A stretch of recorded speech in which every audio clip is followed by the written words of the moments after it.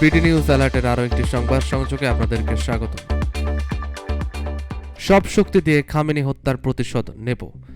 যুক্তরাষ্ট্র ও ইসরায়েলের যৌথ বিমান হামলায় ইরানের সর্বোচ্চ নেতা আয়াতুল্লাহ আলী খামেনির মৃত্যুর পর প্রথমবারের মতো আনুষ্ঠানিক প্রতিক্রিয়া জানিয়েছেন দেশটির প্রেসিডেন্ট মাসুদ পেজিশকিয়ান।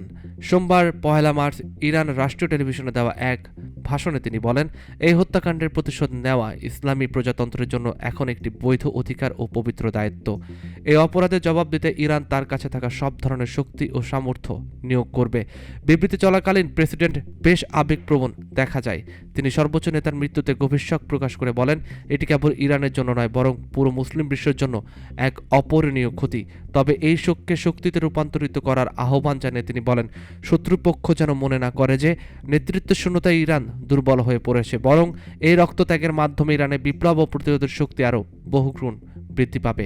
এর আগে পারমাণবিক কর্মসূচি বিষয়ক আলোচনা ভেস্তে যাওয়ার পর শনিবার ইরানের ওপর একযোগে হামলা চালায় যুক্তরাষ্ট্র ও ইসরায়েল।